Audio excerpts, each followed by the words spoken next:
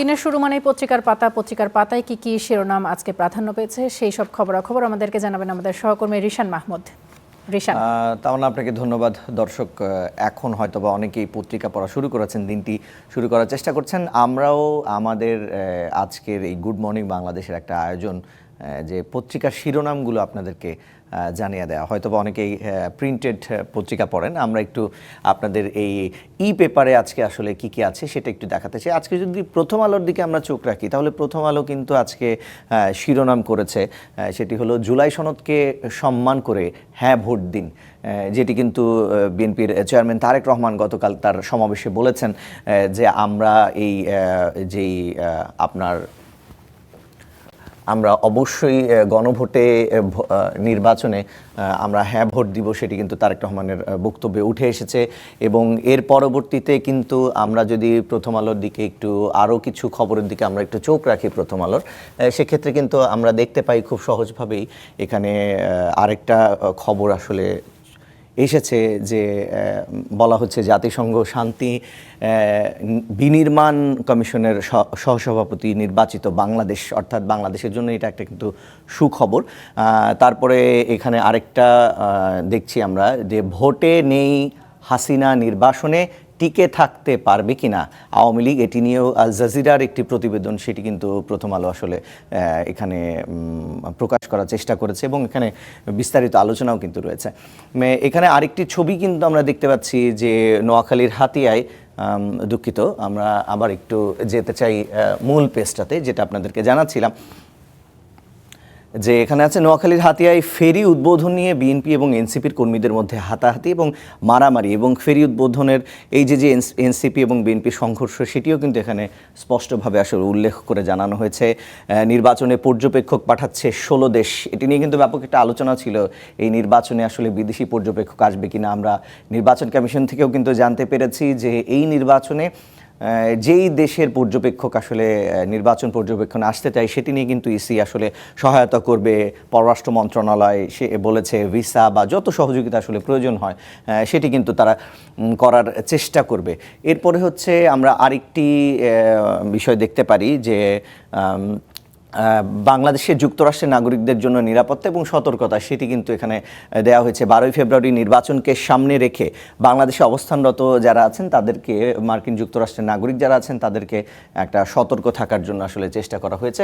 আমরা আরেকটি পত্রিকা একটু দেখে আসতে চাই, আমরা একটু সমকালের দিকে যদি চোখ রাখি তাহলে সমকালের আজকের শিরোনাম করেছে যে প্রতিরক্ষা ক্রয়ে বিশেষ মনোযোগ, অর্থাৎ এখানে প্রতিরক্ষার ক্রয়ের জন্য যে অন্তর্বর্তীকালীন সরকার আছে তারা কিন্তু বিশেষ নজর দিয়েছে। অন্তর্বর্তী সরকার পাকিস্তান থেকে যুদ্ধবিমান সংগ্রহে আগ্রহ প্রকাশ করেছে। চীন থেকে 20টি যুদ্ধবিমান কেনা হতে পারে বলে এখানে উল্লেখ করা হয়েছে, এবং যুক্তরাষ্ট্র, ইউরোপ, দক্ষিণ কোরিয়া, তুরস্ক থেকেও কিন্তু কেনার আলোচনা চলছে। অর্থাৎ প্রতিরক্ষা মন্ত্রণালয়কে বিশেষভাবে সহায়তা করার জন্য এবং আরও পাকাপোক্ত করার জন্য কিন্তু অন্তর্বর্তীকালীন সরকার আসলে বিশেষ মনোযোগ দিয়েছে প্রতিরক্ষা ক্রয়ে। গণভবনের পাশেই হবে প্রধানমন্ত্রীর বাসভবন, সেটি নিয়ে কিন্তু একটা আলোচনা ছিল যে এই গণভবনে প্রধানমন্ত্রীর বাসভবন, যে এই ত্রয়োদশ জাতীয় সংসদ নির্বাচনে আসলে যিনি প্রধানমন্ত্রী হবেন তার বাসভবন কোথায় হবেন সেটি নিয়ে কিন্তু আজকে সমকাল সুন্দর করে তাদের একটা প্রতিবেদন প্রকাশ করেছে। এবং আমরা আরেকটা জিনিস দেখতে ভোটের খবরের যদি একটু চোখ রাখি, ভোটের আগেই এনসিটির চুক্তি করতে তড়িঘড়ি, এটি একটি শিরোনাম তাদের রয়েছে। এবং এখানে আরেকটা, যেহেতু নির্বাচন আর মাত্র গুনে গুনে এই মাত্র 11 দিন যদি বলি, এই 11 দিন সময় আছে নির্বাচনের, 12ই ফেব্রুয়ারি কিন্তু ত্রয়োদশ জাতীয় সংসদ নির্বাচন অনুষ্ঠিত হবে। সেখানে পিপলস ইলেকশন পালস জরিপ, এখানে কিন্তু বিএনপি জোট পেতে পারে 53% ভোট, জামাত জোট পেতে পারে 31%। এবং এখানে উল্লেখ করা আছে প্রধানমন্ত্রী হিসেবে তারেক রহমানকে দেখতে চান 47% মানুষ, এবং শফিকুর রহমানকে 22% মানুষ, এবং সিদ্ধান্তহীনতায় কিন্তু আছেন 30% ভোটার। এবং কালকে কিন্তু আমরা দেখছি যে বিভিন্ন জায়গায় যারা নির্বাচনী প্রচার প্রচারণা চালাচ্ছেন দলের নেতাকর্মীরা, এনসিপি থেকে শুরু করে জামাত, বিএনপি এবং অন্যান্য রাজনৈতিক দল, সেখানে কিন্তু গতকাল জামাতের আমির তিনি বলেছেন যে আমরা দেখতে পাচ্ছি এখানে শিরোনাম করা হয়েছে, যারা অপকর্ম করছে তাদের হাতে জনগণ নিরাপদ নয়, সেটি কিন্তু তিনি বলেছেন। এবং আরেকটি শিরোনাম আমরা দেখতে পাচ্ছি, যেটা হলো জুলাই সনদের জন্য ধানের শীষের পাশাপাশি হ্যাঁ ভোট দিন, যেটা কিন্তু প্রথম আলো কিন্তু এই বিষয়টিকে প্রাধান্য দিয়ে তাদের শিরোনাম করেছে। তারেক রহমান গতকাল বলেছেন হ্যাঁ ভোটের পক্ষে ভোট দেওয়ার ব্যাপারে তিনি কিন্তু বলেছেন। আমরা আরও কিছু শিরোনাম দেখব কিনা, আমরা একটু আজাদির দিকে যাই। দৈনিক আজাদি তারা আসলে কি কি শিরোনাম করেছেন সেটিও আপনাদেরকে একটু জানাতে চাই। চট্টগ্রামে ফ্যাক্টর হতে পারে 3 লাখ তরুণ ভোটার এই নির্বাচনকে সামনে রেখে, অর্থাৎ ত্রয়োদশ জাতীয় সংসদ নির্বাচনে প্রতিটি রাজনৈতিক দলই কিন্তু একটা বিশেষ গুরুত্ব দিচ্ছে তরুণ ভোটারদের। তার কারণ এই ভোট ব্যাংকটা খুব বেশি ইম্পর্ট্যান্ট। এই তরুণদেরকে আকৃষ্ট করার জন্য বিভিন্ন রাজনৈতিক দল তাদের ইশতেহার থেকে শুরু করে তাদের নির্বাচনী জনসভায় প্রতিটি ব্যাপারেই কিন্তু এই তরুণদেরকে অনুপ্রাণিত করার জন্য, আকৃষ্ট করার জন্য তারা কিন্তু বিভিন্ন প্রতিশ্রুতি দিচ্ছেন।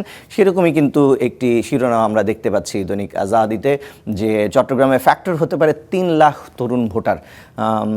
এটি একটি ব্যাপার। আবার হচ্ছে বন্দরে শাটডাউন কর্মসূচি, এরকম একটা শিরোনাম আমরা দেখতে পাচ্ছি, যেখানে বলা হয়েছে যে চট্টগ্রাম বন্দরে যেই এনসিটি সংক্রান্ত উচ্চ আদালতের রায়কে কেন্দ্র করে বিশৃঙ্খল পরিস্থিতি সৃষ্টির অভিযোগে কঠোর অবস্থান নিয়েছে বন্দর কর্তৃপক্ষ।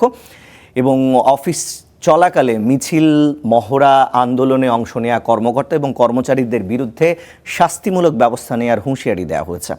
বন্দর কর্তৃপক্ষের পরিচালক প্রশাসন মোহাম্মদ ওমর ফারুক স্বাক্ষরিত এক বিজ্ঞপ্তিতে এই হুঁশিয়ারি কিন্তু দেওয়া হয়েছে। এখানেও কিন্তু আমরা দেখতে পাচ্ছি দ্বিতীয় হেডলাইনটা, সেটা হলো গণভোটে হ্যাঁ ভোট চাইলেন তারেক রহমান। তৃতীয় শিরোনামটির যদি চোখ রাখি, জামাতের কোনো মামা খালুর দেশ নাই, বেগম পাড়াও নাই, শফিকুর রহমান, সেটি কিন্তু তিনি বলেছেন। আবার যে কোনো ক্রান্তি লগ্নে বিএনপি দেশের মানুষের পাশে ছিল, সেটিও কিন্তু একটা শিরোনাম আমরা দেখতে পেয়েছি। এবং মানে আমাদের বাংলাদেশের যত পত্রিকা আছে প্রত্যেকটা পত্রিকায় কিন্তু নির্বাচনকে কেন্দ্র করে আসলে এই যে প্রচারণা চলছে, সেখানে আসলে প্রার্থীরা কি বলছেন, কি সম্ভাবনার কথা বলছেন, কি প্রতিশ্রুতি দিচ্ছেন, সে বিষয়গুলো কিন্তু হেডলাইন একেবারে খুব সুন্দরভাবে উল্লেখ করেছেন। এবং তারপরে আমরা আরেকটা পত্রিকা একটু দেখতে চাই, এই পত্রিকায় বাংলাদেশ প্রতিদিনে আসলে কি উল্লেখ করা হয়েছে, কি আছে সেটা একটু দেখতে চাই। এখানে শিরোনাম করা হয়েছে ভোটের হার বাড়ানোর চ্যালেঞ্জ, সর্বোচ্চ উপস্থিতি নিশ্চিতে জোর প্রচার চালাচ্ছে অন্তর্বর্তীকালীন সরকার। অর্থাৎ এই তৎকালীন অন্তর্বর্তীকালীন সরকার তারা কিন্তু এই যে আসন্ন ত্রয়োদশ জাতীয় সংসদ নির্বাচন, এই নির্বাচনে ভোটারদের আকৃষ্ট করতে, ভোট কেন্দ্রে যাবার জন্য যত ধরনের আসলে মানে প্রচারণা চালানো যায়, সেটির ক্ষেত্রে কিন্তু তৎকালীন তত্ত্বাবধায়ক সরকার আমাদের এখনকার তারা কিন্তু জোর প্রচারণা চালাচ্ছেন। এখানে আমরা দেখতে পাচ্ছি একটা ইন্টারন্যাশনাল নিউজ আছে যে আশা করি ইরানে হামলা চালাতে হবে না, ট্রাম্প বলেছেন।